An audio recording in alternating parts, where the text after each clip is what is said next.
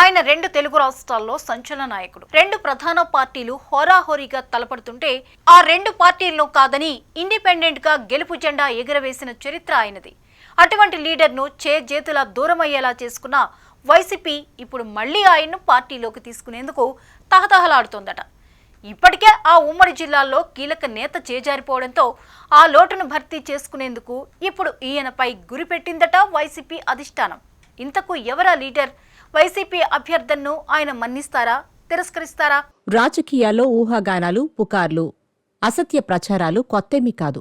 నిజమో అబద్ధమో తెలియదు గాని ఉమ్మడి ప్రకాశం జిల్లాకు సంబంధించి ఒక వార్త అయితే ఇప్పుడు రాజకీయ వర్గాల్లో చర్చనీయాంశమవుతోంది.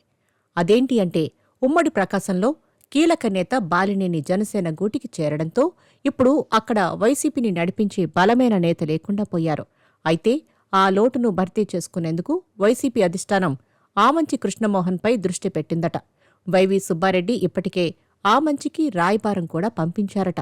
ఈ వార్త నిజమే అయితే ఆమంచి ఎలా స్పందిస్తారన్నది తేలాల్సి ఉంటుంది.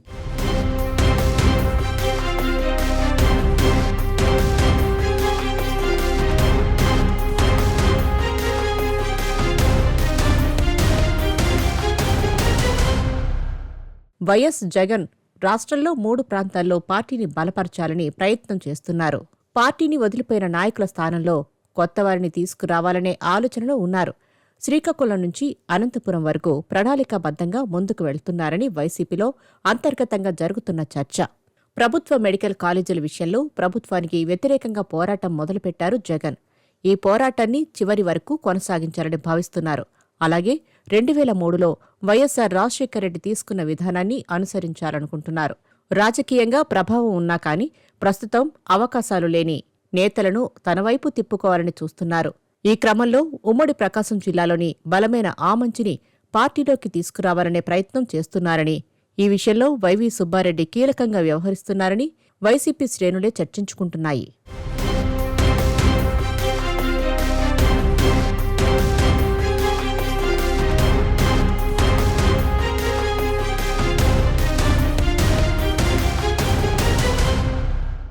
పార్టీల బలంతో చాలామంది ఎమ్మెల్యేలుగా, ఎంపీలుగా గెలుస్తుంటారు. కానీ ఇండిపెండెంట్గా గెలిచిన నాయకులకే ఒక రేంజ్ ఉంటుంది. 2 ఉద్దండ పార్టీల మధ్య భీకర పోరు జరుగుతుంటే ఆ 2 పార్టీలను కాదని ప్రజలు ఇండిపెండెంట్గా పోటీ చేసిన నాయకుడికి పట్టం కట్టారంటే అర్థం చేసుకోవచ్చు ఆ నాయకుడి పట్ల ప్రజల్లో ఎంత ఆదరణ ఉందో అన్నది. 2014లో ఆ ఫీట్ సాధించారు ఆమంచి. 2024 ఎన్నికల్లో అనూహ్య కారణాలతో కాంగ్రెస్ నుంచి పోటీ చేశారు. ఏపీలో కాంగ్రెస్ భూస్థాపితమై దశాబ్ద కాలం దాటిపోయింది. నోటాను దాటడమే గగనం అన్నట్లుంది ఆ పార్టీ పరిస్థితి. అటువంటి పార్టీ తరపున పోటీ చేసి మరోమారు 2 తెలుగు రాష్ట్రాలను తనవైపు తిప్పుకునేలా చేశారు ఆమంచి. ఆ రేంజ్లో ఓట్లు వచ్చాయి. మరి రాజకీయంగా ఎంతో బలమైన నాయకుడే అయినప్పటికీ కాంగ్రెస్ పార్టీకి ప్రస్తుతం ఏపీలో సత్తా చూపించే బలం లేకపోవడంతో ఆమంచి ఓటమి పాలయ్యారు. అదే ఆమంచికి వైసీపీ బలం తోడైతే చీరాల లాంటి నియోజకవర్గాల్లో ఫ్యాన్ పార్టీ గెలుపు చాలా ఈజీ అవుతుందని, ఆమంచి వస్తే ఉమ్మడి జిల్లా వ్యాప్తంగా కూడా వైసీపీకి బలం చేకూరుతుందన్న ఆశ వైసీపీలో కనిపిస్తోంది. నిజానికి ఆమంచిని చేతులారా దూరం చేసుకున్నారు జగన్. చీరాలలో కరణం కుటుంబాన్ని ప్రోత్సహించి ఆమంచిని పరుచూరుకు పంపాలనుకోవడం, దీంతో ఆమంచి కాంగ్రెస్లోకి వెళ్లడం అందరికీ తెలిసిన విషయాలే. 2024 సార్వత్రిక ఎన్నికల్లో చీరాలలో వైసీపీకి ఆమంచికి కలిపి వచ్చిన ఓట్లు అక్కడ ఎమ్మెల్యేగా గెలిచిన కొండయ్య కంటే దాదాపు 20,000 ఓట్ల కంటే ఎక్కువ. అక్కడ కరణం వెంకటేష్కు వచ్చిన ఓట్లు జగన్ని చూసి వేసిన ఓట్లు అని, కానీ కాంగ్రెస్కు పడిన ఓట్లు ఆమంచి సొంత బలమని రాజకీయ వర్గాల్లో విశ్లేషణలు ఉన్నాయి. పార్టీ బలానికి ఆమంచి సొంత బలం తోడైతే తిరుగుండదన్న ఆలోచనలో ఉందట వైసీపీ అధిష్టానం.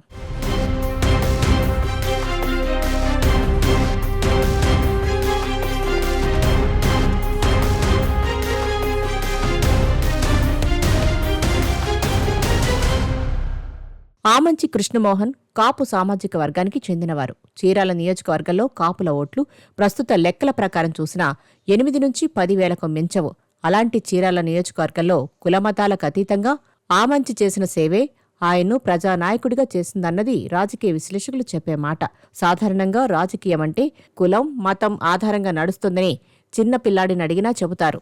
కొమ్ములు తిరిగిన నేతలు సైతం తమ కులం ఎక్కడ ఎక్కువ ఉంటే ఆ నియోజకవర్గంలో పోటీ చేస్తూ ఉంటారు. కానీ తన కులం అతి తక్కువగా ఉన్న చీరాలలో పోటీ చేసి 2 పర్యాయాలు విజయం సాధించారు ఆమంచి. దీన్ని బట్టే అర్థం చేసుకోవచ్చు ఆమంచి కులమతాలకు అతీతమైన నాయకుడు అని. 2014లో ఏకంగా స్వతంత్ర అభ్యర్థిగా ఆయన సాధించిన విజయం చరిత్రలో నిలిచిపోతుంది.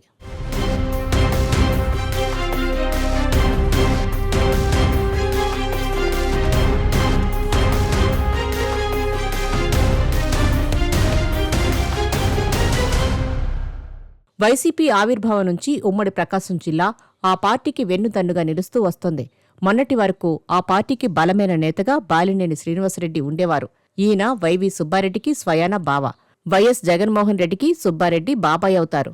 ఈ లెక్కన శ్రీనివాసరెడ్డి కూడా జగన్మోహన్ రెడ్డికి సమీప బంధువు. అందుకే వైఎస్ రాజశేఖరరెడ్డి బాలినేనికి ఎనలేని ప్రాధాన్యమిచ్చారు. రాజశేఖరరెడ్డి అకాల మరణంతో జగన్ వెంట అడుగులు వేశారు బాలినేని. తరువాత ఏమైందో ఏమో తెలియదుగాని సుదీర్ఘకాలం జగన్ వెంట నడిచిన బాలినేని 2024 ఎన్నికల ఫలితాలు వచ్చిన తర్వాత జనసేనలో చేరిపోయారు. బాలినేని బయటికి వెళ్లాక ప్రకాశం జిల్లాలో వైసీపీకి బలమైన నేతలు లేరు. కరణం బలరాం ఉన్నా వయసు ప్రభావమో ఇంకేదో తెలియదుగాని ఆశించిన స్థాయిలో ప్రభావం చూపడం లేదు. ఇటువంటి పరిస్థితిలో అక్కడ బలమైన నేత ఇప్పుడు జగన్మోహన్ రెడ్డికి అవసరం. బాబాయ్ వైవి సుబ్బారెడ్డి ఉన్నారు, కానీ క్షేత్రస్థాయిలో పనిచేసే నాయకుడు అవసరం. అందుకే ఇప్పుడు ఆమంచి కృష్ణమోహన్ వైపు జగన్ మొగ్గు చూపుతున్నట్లు రాజకీయ వర్గాల్లో ప్రచారం జరుగుతోంది.